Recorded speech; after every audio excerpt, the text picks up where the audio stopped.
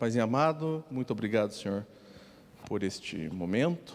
Fala conosco hoje através da Tua Palavra, em nome do Senhor Jesus Cristo. Amém. Bom, boa noite a Karen, a irmã lá também da diaconia, que está aí, né? E o Valmir. Nossa, e o Espírito Santo, né? Porque onde tem dois ou mais ali, né? Tá rolando. Então, vamos continuar a nossa série de estudos sobre Israel, sobre Romanos, né? Falando agora sobre o futuro de Israel. Eu e o pastor Paulo fizemos uma inversão. O pessoal que for assistir isso daqui também, você devia estar lá, né, Karen? Eu falei de Romanos 9, o pastor falou de Romanos 12, agora eu voltei para o 10 e o 11, para dar uma continuidade, né? Porque no Romanos 9 a gente falou da história de Israel, falou dos remanescentes, tal, da forma com que Deus... Outra quarta-feira teve feriado, tal. Já foi no começo do mês que eu dei aula. Então, pode mudar aí, Valmir. Vamos começar lendo o texto. Vamos começar com essa pergunta, que eu planejei que tivesse mais gente, né? Mas infelizmente as coisas não são assim, para a gente rolar aquele bate-papo, conversar e tal, né? Mas, dado tudo que Paulo tem falado, qual é o plano de Deus para os judeus, né? Essa é uma pergunta que normalmente quem é crente já se fez, já se faz, e tudo mais, né? Será que a igreja, será que os cristãos, né, os gentios substituíram os judeus na aliança? Existe a teologia da substituição, que realmente Deus não tem mais nenhum plano para Israel, acabou, tal, já era. Mas do que Paulo tem falado desde os primeiros capítulos, né, capítulo 1, 2 e 3, me parece que é bem plausível que Deus tem alguma coisa preparada. E é isso que Paulo vai falar aqui nos capítulos 10 e 11 sobre o futuro de Israel, com Deus. Pode mudar, Valmir? Então, eu pulei aqui os 4 primeiros versículos, porque na outra vez que a gente falou, a perícope ia até 10, 4. Então, já vamos começar do 5 para meter o louco. Vamos lá. Ora, Moisés descreve assim a justiça que procede da lei. Aquele que observar os seus preceitos, por ele viverá. Mas a justiça que procede da fé afirma o seguinte: não pergunte ao seu coração, quem subirá ao céu? Isto é, para trazer Cristo lá do alto. Ou quem descerá do abismo? Ao abismo, isto é, para levantar Cristo dentre os mortos. Porém, o que se diz? A palavra está perto de você, na sua boca e no seu coração. Isto é, a palavra da fé que pregamos. Se com a boca você confessar Jesus como Senhor e seu coração crer que Deus o ressuscitou dentre os mortos, você será salvo. Porque com o coração se crê para a justiça e com a boca se confessa para a salvação. Pois a Escritura diz, todo aquele que nele crê não será envergonhado. Porque não há distinção entre judeu e grego, uma vez que o mesmo é o Senhor de todos, rico para com todos os que o invocam, porque todo aquele que invocar o nome do Senhor será salvo. Como, porém, invocarão aquele em quem não creram? E como crerão naquele de que... até o 13, já estava me empolgando. Nessa perícope, eu acho que eu vou pegar no meu celular também, porque eu estou ficando velho, eu não consigo enxergar ali. Difícil, né? Depois de uma certa idade, dali para frente é só para trás. Eu não consigo enxergar ali direito. Difícil, né? E para não ficar de costas, que aqui eu consigo enxergar. Eu vou ver aqui no meu... Ia ficar muito estranho, né? Parece aqueles padres rezando antigamente na missa, que era de costas para o público. Para não ter confusão, né, com a minha religião. Eu li a João Ferreira aqui. Deixa eu ver. Então, vamos lá. Desculpa este pequeno adendo, depois o Valmir vai cortar isso daí, né, Valmir? Porque nós somos brother. Vira. Aí. Então vamos lá. Agora eu consigo ler. Então, nessa perícope, o pano de fundo com que Paulo trabalha é Deuteronômio 30. Esses versículos aqui que são citados. E muitos judeus contemporâneos de Paulo, eles estudaram os capítulos 29, 30 e 31 de Deuteronômio. Mas por quê? Esses capítulos, diz o N.T. Wright, contam a história do que sucederia a Israel nos dias vindouros. Caso Israel cumpra os mandamentos de Deus, ele promete bênçãos, mas se não obedecerem, ele adverte sobre as maldições que virão. Mais do que isso, Moisés prediz de forma solene que Israel desobedecerá e isso incorrerá nas maldições. Isso é muito importante para o contexto que Paulo está falando, porque já na lei a gente vai ver que todo o argumento de Paulo era que Deus, desde o começo, ele já tinha no plano original dele que ele iria salvar os gentios, e que nesse processo Israel iria endurecer o coração, iria ficar meio chateadinho, mas depois ele, caso eles se arrependessem, ele ia ter mais umas promessas para ele. Então, Deuteronômio 30, ele se insere nisso daí. Ele traz uma promessa de renovo para Israel. O próprio Deus mudaria o coração das pessoas, como está lá em Ezequiel, versículos também que Paulo cita bastante. E como isso seria? Pode mudar, viu, Vermelho? Essa é uma coisa que assolava os estudiosos judeus, porque eles mesmos pensavam que eles estavam vivendo naquele momento de maldição de Deuteronômio 29. Existem 2 textos fora da Bíblia, então extra-bíblicos, que trazem essa perspectiva do que nós estamos vivendo Deuteronômio 29 e a gente está à espera de que se cumpra as promessas de Deuteronômio 30. O primeiro é o livro de Baruque. Ele diz que o que Deuteronômio fala sobre essa mudança, que seria em Deuteronômio 30, é que Deus daria a verdadeira sabedoria para o povo.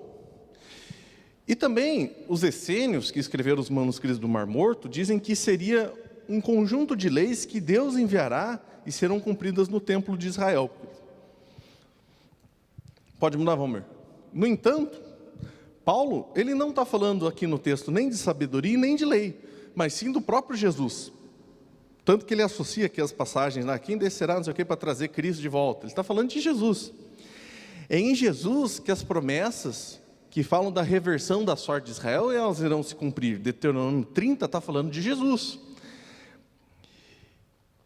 E a pergunta é, e como a fé, invocar o nome do Senhor e a salvação se encaixam nisso tudo?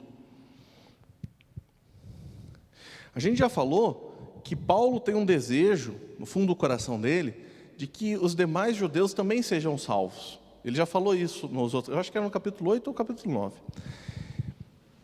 Mas a maioria deles parece ignorante em relação ao plano de Deus e a Jesus. Como que eles poderiam ser alcançados? Como eles seriam alcançados, Karen? Como? Não sei. O Craig Keener, no seu comentário histórico-cultural, ele diz, sua ênfase, quando ele fala assim, todo aquele,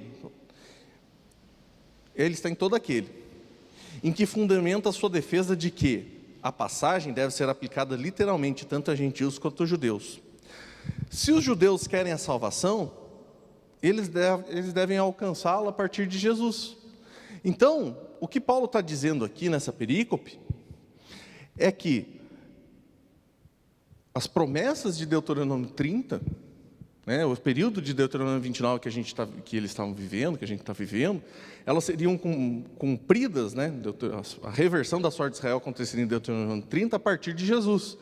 E todo aquele que confessar o nome de Jesus, seja ele judeu ou grego, esse será salvo. É assim que ele relaciona tudo.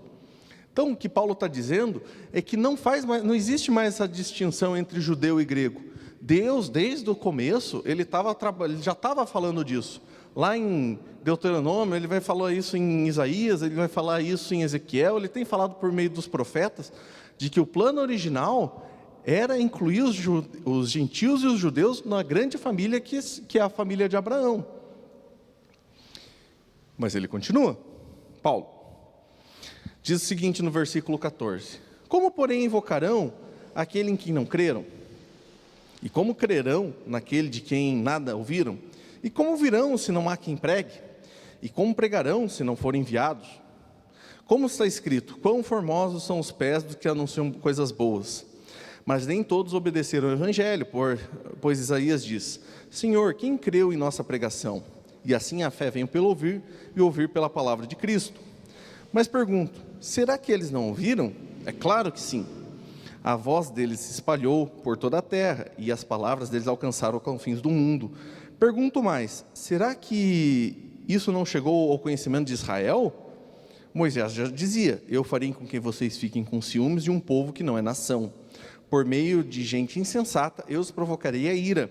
E Isaías, tão ousado, que diz: fui achado pelos que não me procuravam, revelei-me aos que não perguntavam por mim.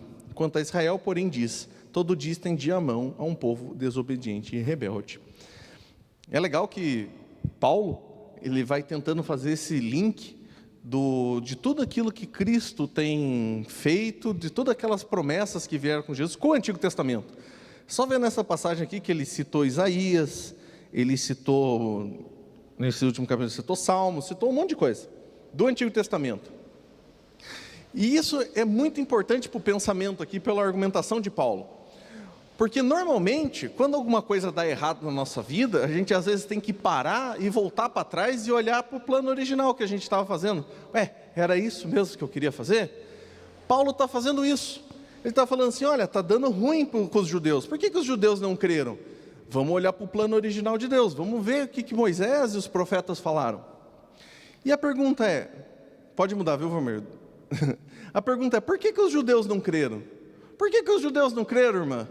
Você, banco, que está aqui vazio, por que os judeus não creram? O Ministério das Mulheres deu... As irmãs me boicotaram bonito hoje. Eu fiquei bem #chateado. Então o apóstolo tenta mostrar que o plano original de Deus levava em consideração os gentios, e como também já previa que os israelitas ficariam de fora. E primeiramente, ele mostra que, pode mudar, ao evangelizar os gentios, os apóstolos não estavam traindo Israel. E ele cita Isaías 52:7. E dessa vez, eu conferi todos os versículos do Antigo Testamento, para não passar vergonha de novo. Vamos abrir lá em Isaías 52? Vamos abrir? Você abre para nós aí, Karim? Só tem você. Quando eu faço uma pergunta retórica, não faz mais diferença entre pergunta retórica e pergunta para Karen, né? 52:7.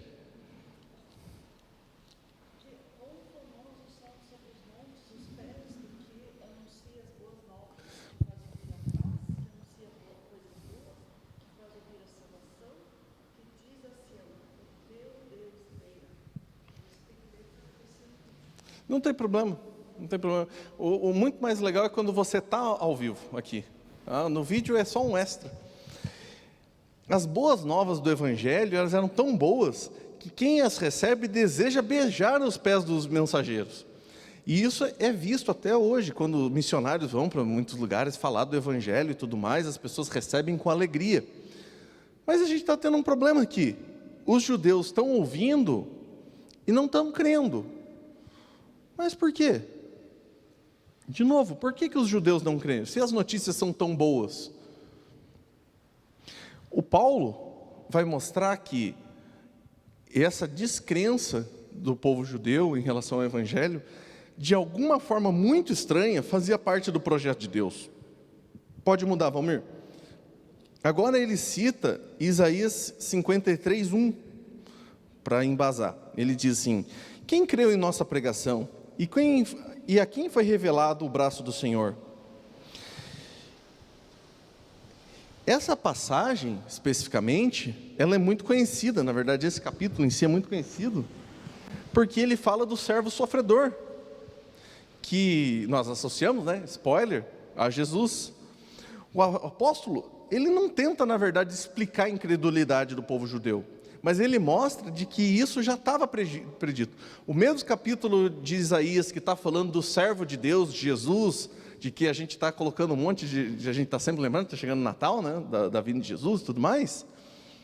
Ele fala assim, quem creu em nossa pregação? Paulo está fazendo essa associação. E será que então os gentios que não escutaram, que não creram, eles não escutaram a mensagem? Escutaram. Ele cita lá Salmo 19, que eu não anotei o versículo, bom, não se pode ter todas na vida, né? Mas ele cita Salmo 19:4. Salmo 19, dessa vez a minha Bíblia tem aqui o negócio, dessa vez eu não passarei vergonha. Salmo 19:4. Você lê para nós aí?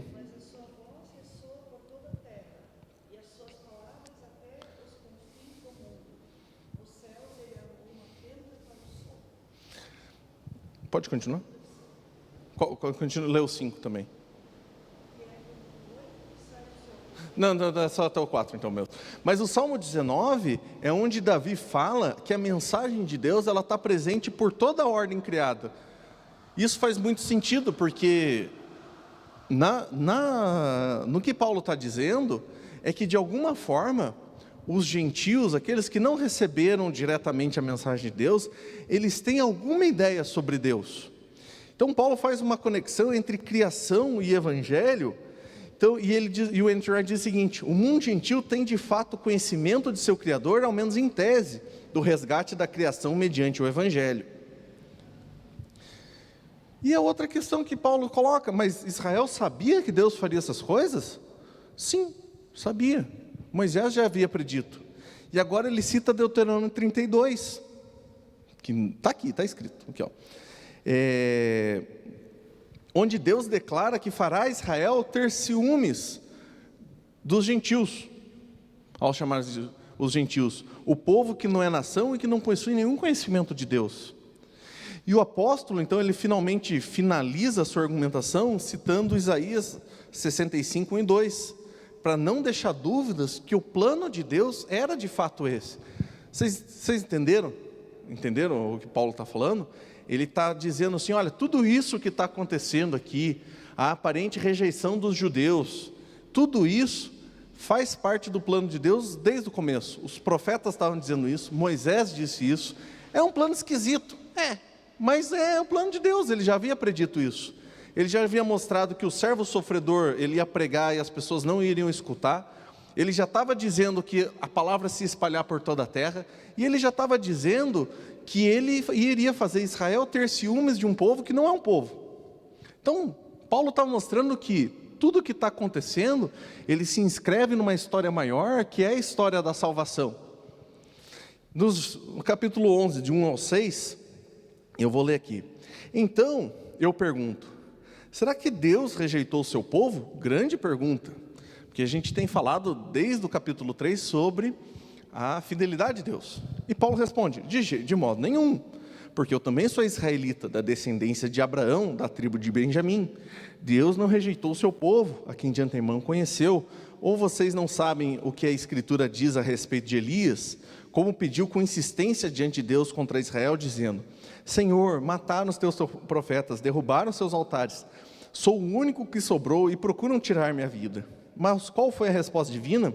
Foi esta: reservei para mim 7.000 homens que não dobraram os joelhos diante de Baal. Assim também nos dias de hoje sobrevive um remanescente, segundo a eleição da graça.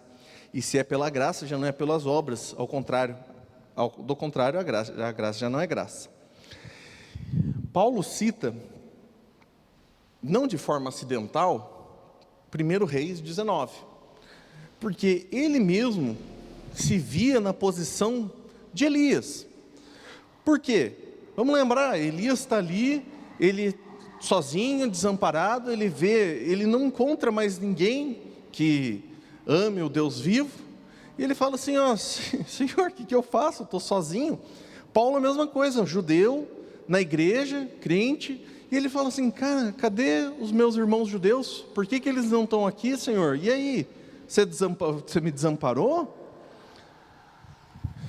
Paulo se preocupava muito com a questão dos irmãos na carne, como ele diz isso, os judeus. E ele está falando isso já faz alguns capítulos. Será que Deus trocou Israel pelos gentios? Pergunta que se coloca.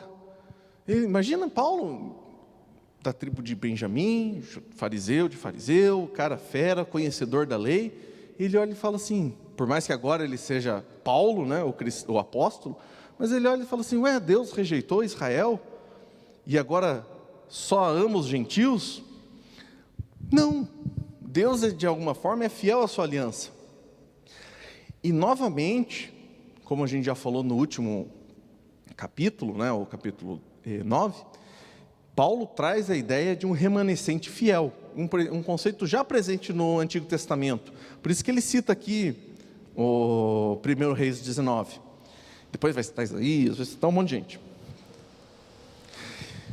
E na verdade, muitos grupos judaicos na época de Paulo e de Jesus, eles se entendiam como remanescente fiel. Pode mudar, viu, Valmir?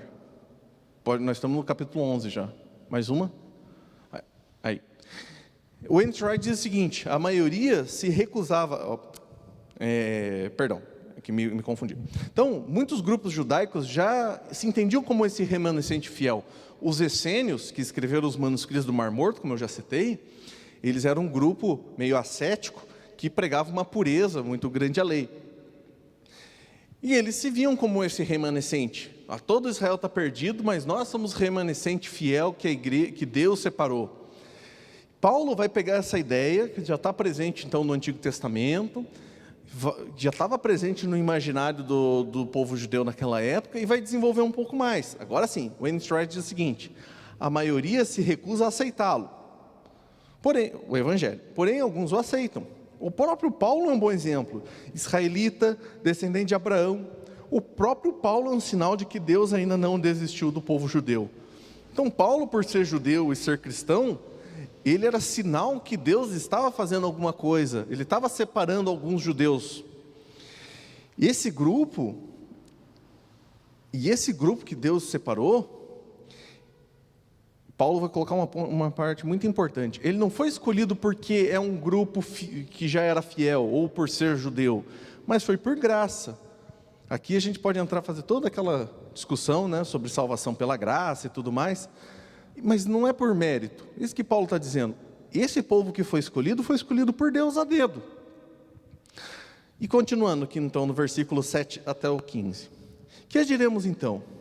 O que Israel buscava, isso não alcançou, mas a eleição conseguiu isso. Os demais foram endurecidos, como está escrito: Deus lhe deu um espírito de profundo sono, olhos para ver, para não ver, e ouvidos para não ouvir, até o dia de hoje. E Davi disse que a mesa dele se transforma em laço e armadilha, em tropeço e punição, e que os olhos deles se escureçam, para que não vejam e fiquem para sempre encurvados às suas costas. Então pergunto: será que eles tropeçaram para que caíssem? De modo nenhum.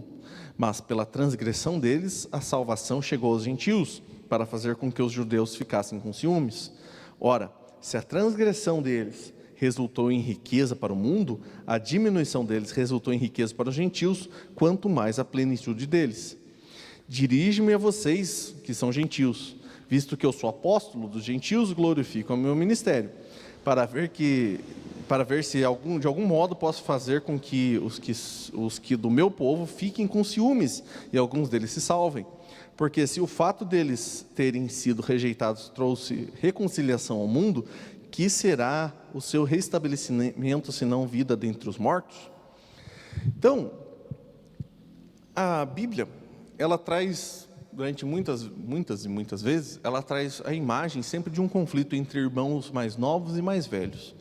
A gente tem um filho pródigo, está lá em Lucas, eu acho que 15, que tem o irmão mais velho fica com ciúmes do mais novo. Nós temos Caim e Abel, né? De novo, Caim sente ciúmes de Abel. Esaú e Jacó, tem até um livro de José de Machado de Assis, Esaú e Jacó, né? Bem conhecido. E José e seus irmãos, que eram quase o mais novo, ainda tinha mais um, mas os irmãos dele ficam com ciúmes e acabam atacando, né? Jogando ele naquela cisterna vazia. Essa imagem bíblica, que permeia muito o Antigo Testamento e também o Evangelho, é justamente a imagem que Paulo está trazendo aqui. Só que, diferentemente dessas outras histórias, onde o conflito entre os irmãos ele acaba não sendo muito bem resolvido, o apóstolo aqui ele quer dar uma moral bem positiva para essa história. Primeiro, vamos identificar, né? Os irmãos mais novos são os cristãos de origem gentílica e os mais velhos são Israel como um todo. E essa condição de Deus chamando esses gentios, chamando os irmãos mais novos agora para a família de Abraão, é que gera ciúmes nos irmãos mais velhos. E Paulo percebe uma coisa muito importante nisso, que talvez esse ciúme possa trazer salvação para Israel. E aqui, novamente, Paulo está citando Isaías 29:10, Deuteronômio 29:4, para, de novo, Deus já havia planejado isso. Tudo isso que está acontecendo, que Paulo está testemunhando, que os romanos estão testemunhando, faziam parte do plano de Deus. E Paulo também liga a citação anterior aqui de Deuteronômio 29:4, com o Salmo 69, 22 e 23, ele faz essa ligação através de uma cegueira espiritual. Vamos ler, eu vou ler aqui Isaías 29, vou ler todos eles aqui, só para a gente ter uma ideia. 29, você encontra para nós, Karen, Deuteronômio 29:4, e eu vou achar aqui Isaías 29:10. Isaías 29 diz o seguinte: porque o Senhor derramou sobre vocês o espírito de profundo sono, Ele fechou os olhos de vocês, que são os profetas, e cobriu a cabeça de vocês, que são os videntes. Lê para nós Deuteronômio 29:4.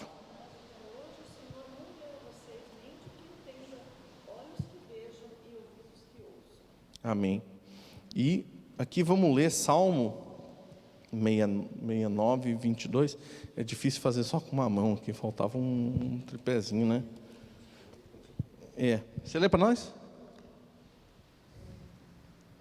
Que a mesa deles se lhes transforme em laço, torne-se retribuição e armadilhas.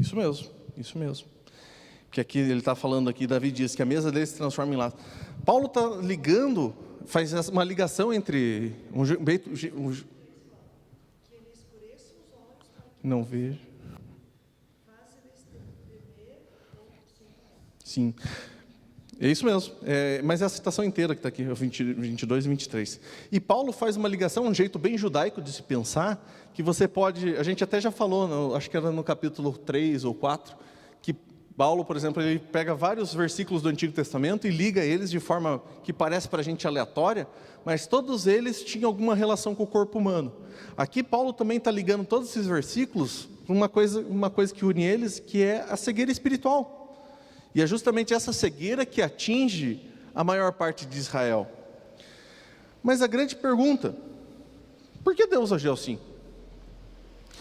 Paulo responde isso desenvolvendo duas ideias, que é ciúme e tropeço. A queda de Israel era parte no processo para chamar os gentios para fazerem parte da família de Abraão.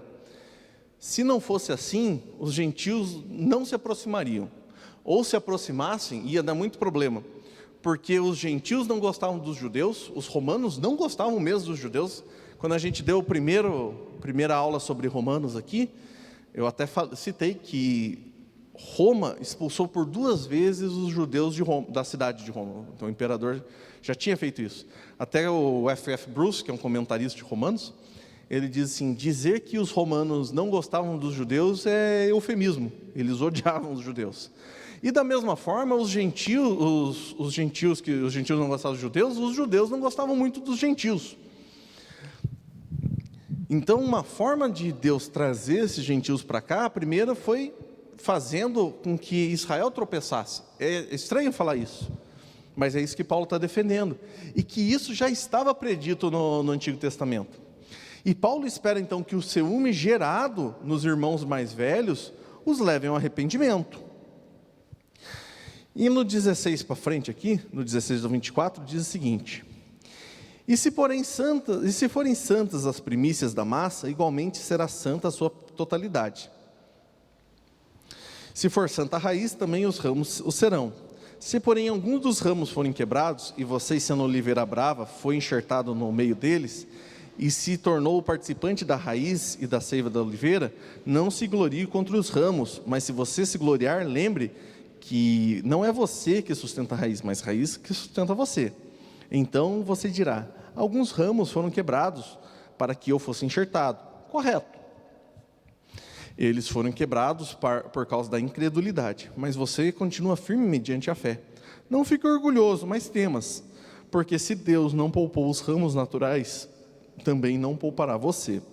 Considere, pois, a bondade e a severidade de Deus para com os que caíram.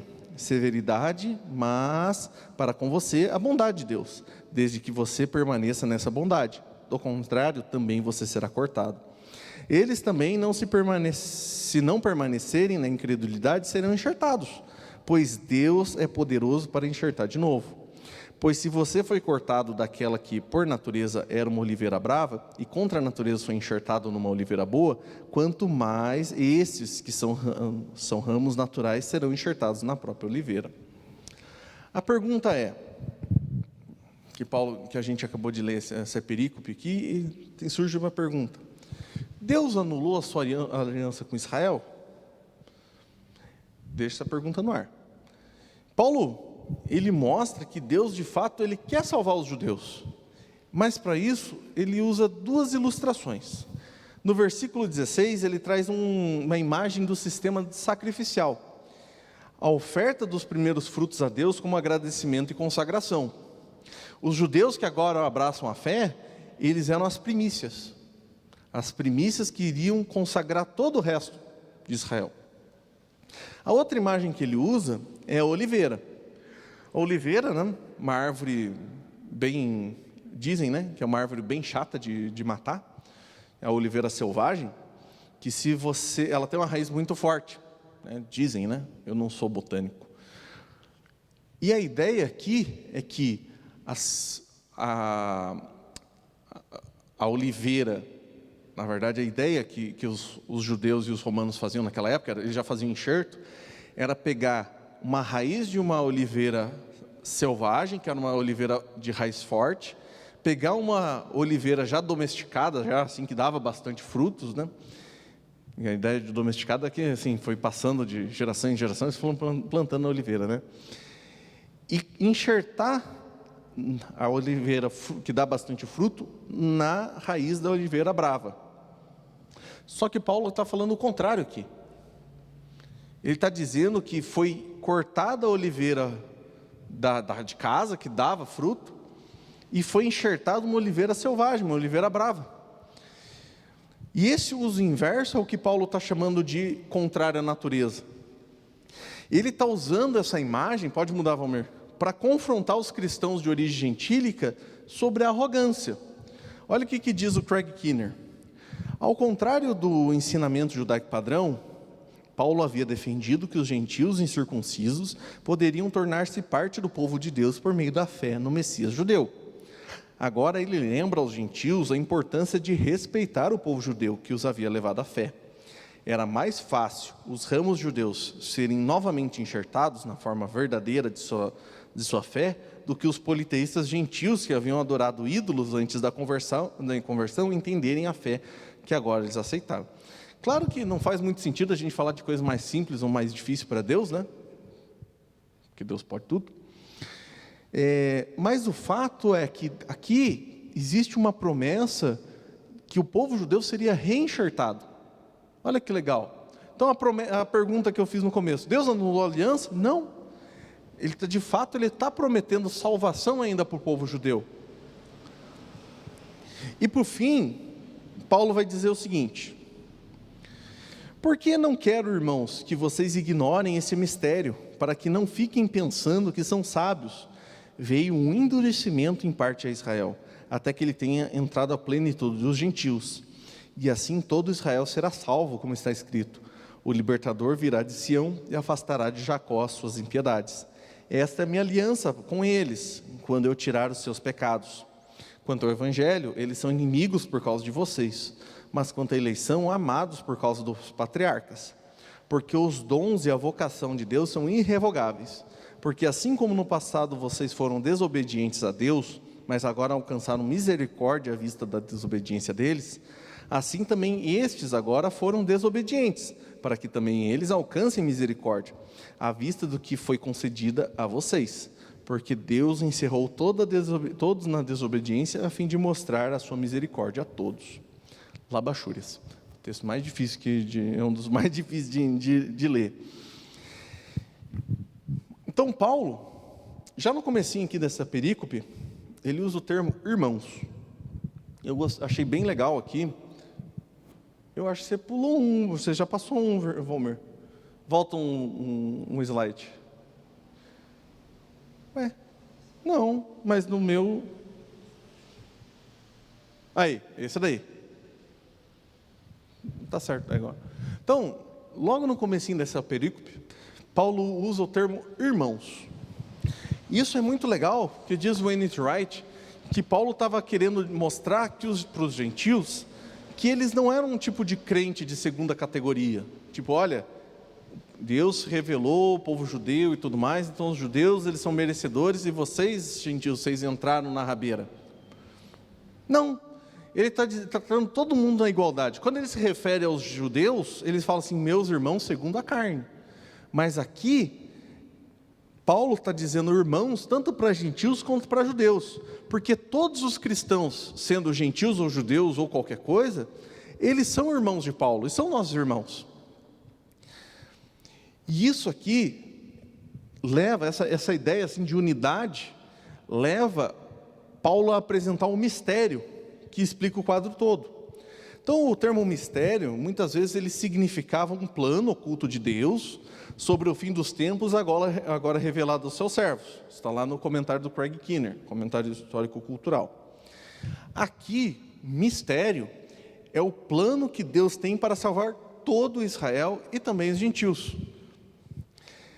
A gente tem que lembrar aqui da ideia que Paulo está trabalhando desde o capítulo 9 de remanescente. Todo Israel não quer dizer todos os judeus, mas sim os filhos de Abraão. Paulo, no capítulo 9, que ele vai falar de toda a história de Israel, passando por partes e tudo mais, ele vai lembrar que Deus, por algum motivo, por vontade dele, ele sempre escolheu alguém, algum grupo, alguma coisa dentro do todo, para aquilo lá exercer a sua vontade. Ele está dizendo a mesma coisa aqui, ele está dizendo, olha, todo Israel não é todos, não quer dizer todos os grupos, todas as pessoas que são etnicamente judaicas, mas está dizendo os verdadeiros judeus. Não que os outros também não sejam, sabe, etnicamente. E ele também vai trabalhar a ideia do endurecimento. O que é esse endurecimento? Quando a gente fala de endurecimento do coração, a gente lembra de uma figura muito importante, né? Vocês lembram do Antigo Testamento? A irmã, o Valmir está viajando ali. Você lembra, Karen? Endurecimento, Deus endureceu o coração.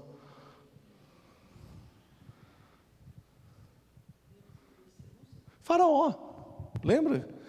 Que Deus endureceu o coração de Faraó. Deus fez a mesma coisa, uma coisa muito parecida com o povo judeu nesse momento.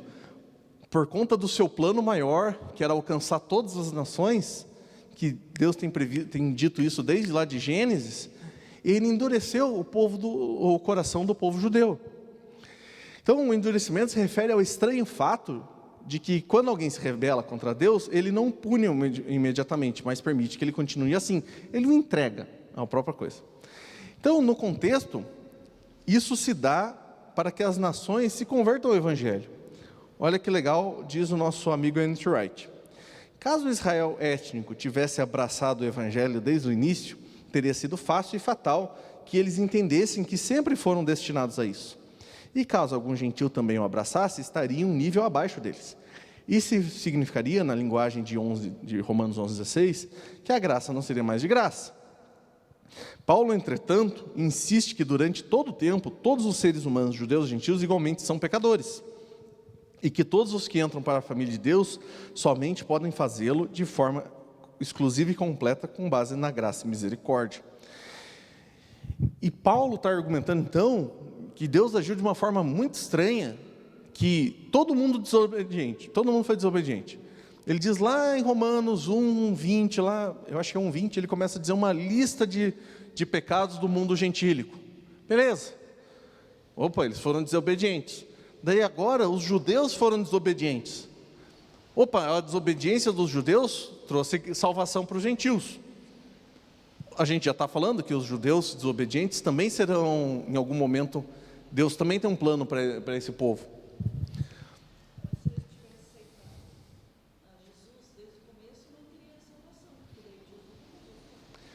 Também. Então tudo faz parte de um negócio meio esquisito quando a gente olha por dentro, mas quando a gente vive o Evangelho, conhece o Evangelho, as peças começam a fazer parte, a se encaixar.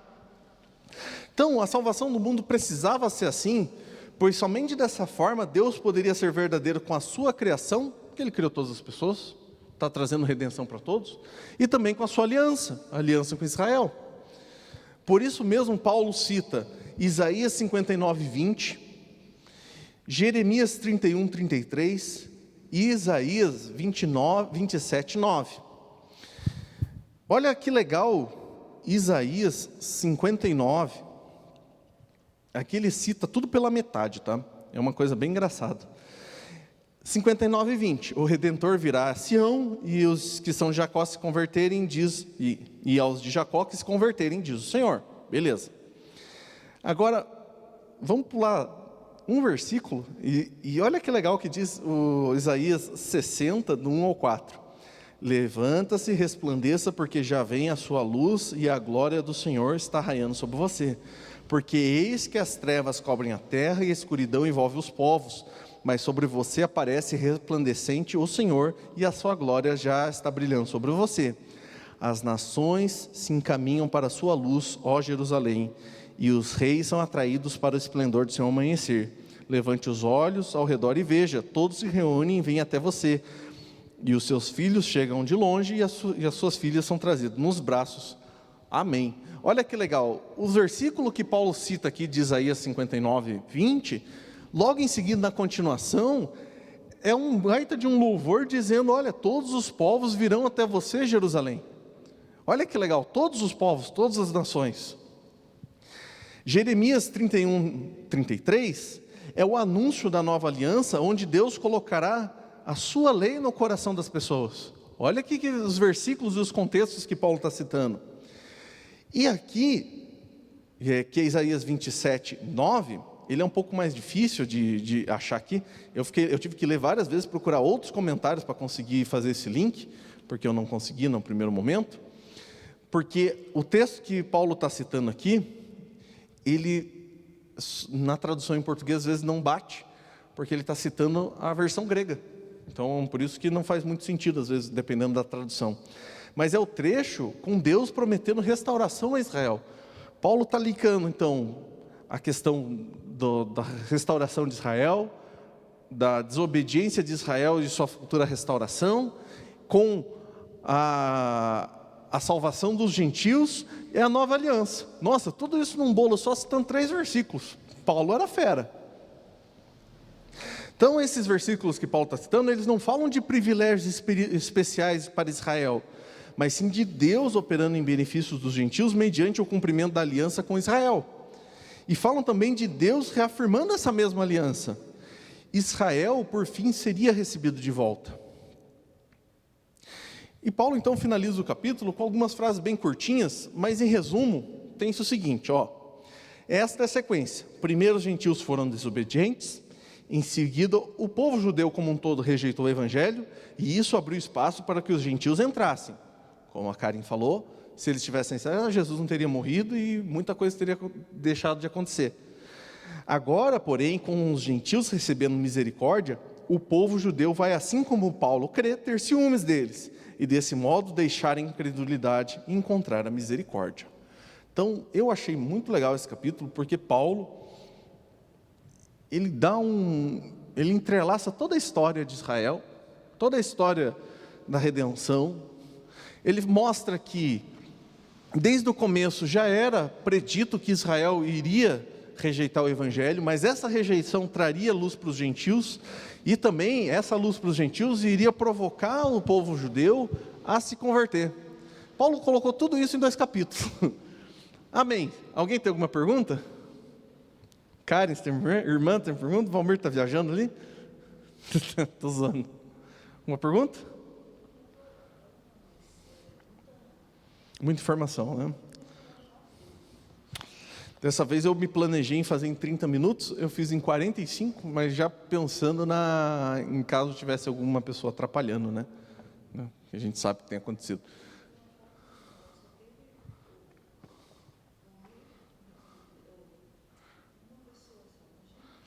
Acontece. Gente, então é isso. O pessoal vai estar... Ninguém vai assistir esse negócio, tenho certeza. Dificilmente alguém vai assistir, mas curta e compartilhe. Aqui, né? Curta e compartilhe. É isso aí, vamos orar e finalizar. Paizinho amado, muito obrigado, Senhor, por este momento. Pai, cuida de nós na saída para casa. Abençoa, meu Deus, esse estudo bíblico. Em nome do Senhor Jesus Cristo. Amém.